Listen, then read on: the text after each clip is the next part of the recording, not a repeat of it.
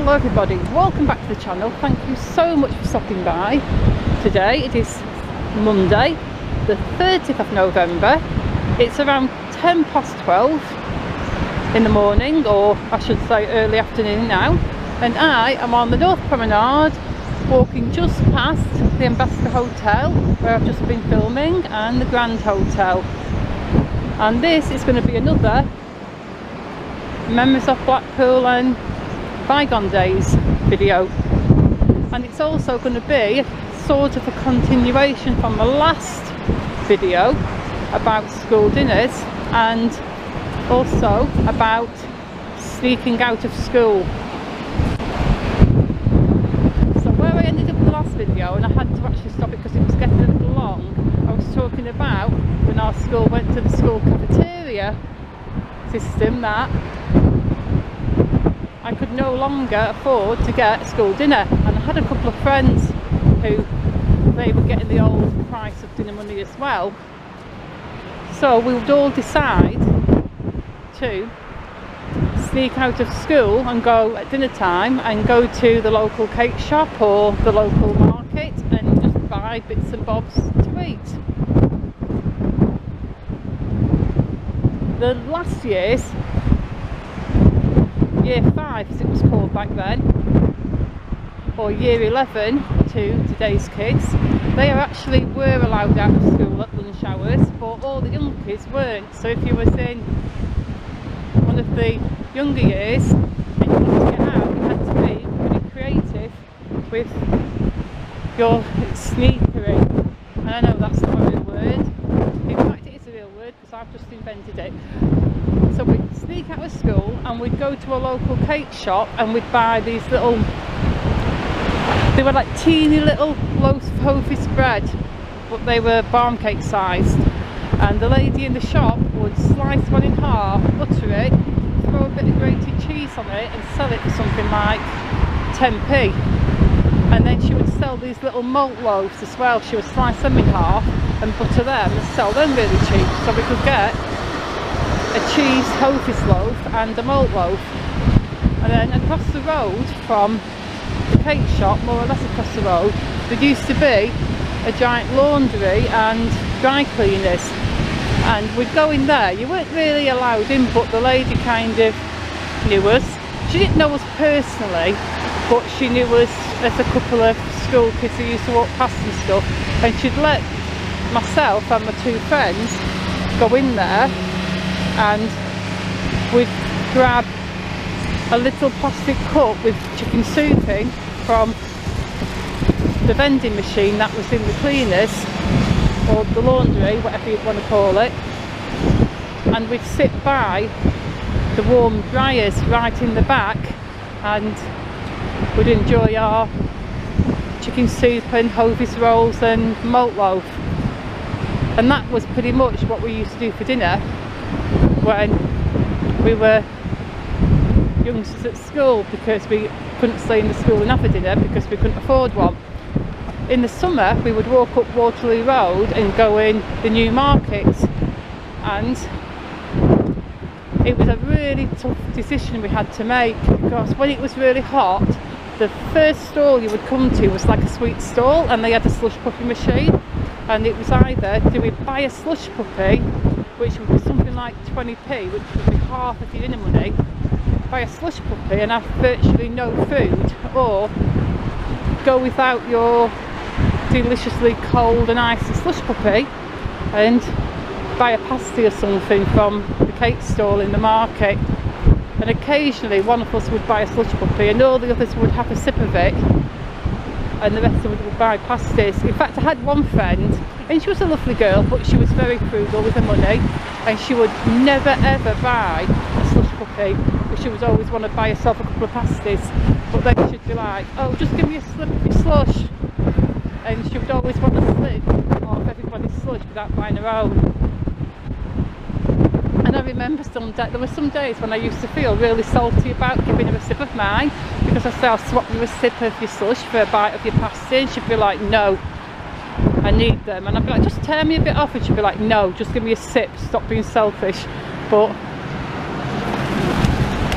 Yeah, slush puppies or pasties, that was the choice we would have to make. And some dinner times we wouldn't even go for food at all, we would just sneak over the embankment, because I went to Palatine School, and where Eden Way is now, that was where the old railway embankment was, except the railway was way before my time, so I just remember it as being the embankment, or the banky as we called it, and we would run across the field, sneak over the banky and go and play on Watson Road Park. That was like the limit of our rebellious streaks. And I remember if you sneaked over the banky and went to play on the park, you thought you were such a rebel. I did, at least. You were really like bad and daring if you dared to sneak and play on the park. And that's actually all we ever did. We had this little park, and it was your traditional old park with your big tall slide and your swings and your climbing frames, but they had one of those things, we used to call it the witch's hat.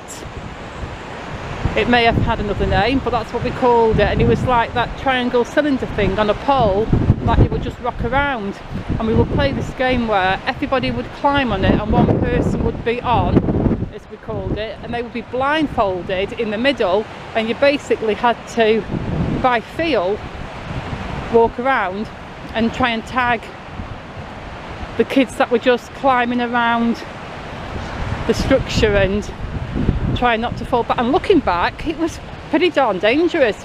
None of us ever got hurt from what I remember, but you're blindfolded in the middle of that swinging thing. It could have easily have hit one of us, the person in the face, but yeah, we were just fine. And I was actually pretty darn good at that game. I wasn't that good at a lot of sports, I wasn't a sporty kid, but I was quite nimble, so I could climb right to the top of it, and I could almost sit on the top of the structure. So the person that was on and feeling around in the middle ever grabbed it and decided to climb around looking for people, they would virtually never find me, because I was one of the very few kids that could climb to the top and more or less clutch and balance on the very top of, well, the triangular, whatever, the pointy top of, whatever you call it, the cylinder. And whilst getting to the park, running over the banky was quite easy, because when lunch hour started, there'd be lots of kids playing football on the field, running around, just playing or walking. So you could pretty much get to the end of the field quite easily. And there were some massive big bill posters and billboards up, so once you were behind them, you could sneak over the banky unobserved. But going back, well, that was the real trick. There'd always be a couple of dinner ladies waiting on the field, and we'd climb over the banky and we'd be peeping behind the pill posters looking at the field, and somebody'd go, "Oh, the dinner ladies are out," like it was the most terrifying, terrible thing ever. And then somebody'd go, "We all run together," and that was the idea. And one kid would go, "Quick, razz it!" And razz it was kid talk back then for run as fast as you can. And we'd all run like mad, and the dinner ladies would be like, "Stop, I want your names," but we'd just be running. And occasionally some of us would either get caught or recognised, and then we'd all get hauled up and sent to the office, where if you were a girl, you'd get a slap on the back of your legs off our deputy head, called Miss Lee, or Marley as everybody affectionately called her. And I thought she was lovely, she was really nice, she was always kind to me, I liked her a lot, but she was quite scary when she was mad at you. I don't know what happened to the boys who misbehaved. They probably went over the banky, they probably got caned, because caning was a thing back then, but as a rule the girls didn't get caned. But sneaking out of school was really thrilling. So, did you sneak out of your school for anything for lunch, to go and play on a park, or just sneak out to miss a lesson? Because occasionally we would hide in one of the small cloakrooms if we wanted to miss a lesson. I had this friend and we both had a lesson we wanted to miss, and our class, for some reason, we had our own little personal cloakroom that was opposite the dinner halls, and it was a teeny tiny little room just for our class. I don't know why our class had its own cloakroom, but it did. And we're in the second year of high school, but occasionally we would sneak in the cloakroom because sometimes the dinner ladies would walk past, or the caretaker would walk past, and they would lock the door, but you could open it from the inside if it was locked, so it's not as if you got locked in. And there was this one time when my friend and I, we were in the cloakroom and we heard somebody coming, so we stood on the pipes behind the door and hid behind some coats, and the caretaker opened the door and looked in. He went, "Anybody in here?" like that, and we were just like, oh, we were waiting terrified, but he didn't see us or hear us, and he just shut the door and locked it and walked off. So we basically spent about an hour or half an hour, I can't remember how long, in the little water cloakroom, sat on the pipes eating our sweeties and just very whispery giggling about how we got away with it, because we'd hear people walking towards the cloakroom and all they would do would be to try the handle as they walked past. They wouldn't look in because they just try the handle, realise it was locked and think, yeah, it's cool, it's locked, nobody's in there.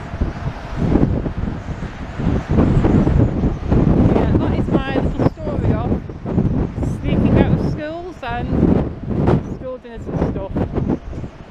And if you've anything that you'd like me to talk about or go through, or you have your own memories or thoughts, just let me know in the comments, and hopefully as I get used to doing this series it will get better. And on that note, I am going to go for now, so I'm going to say thank you for watching. Please leave me a like and a comment, please subscribe, and I shall see you all very soon in the next video. Goodbye.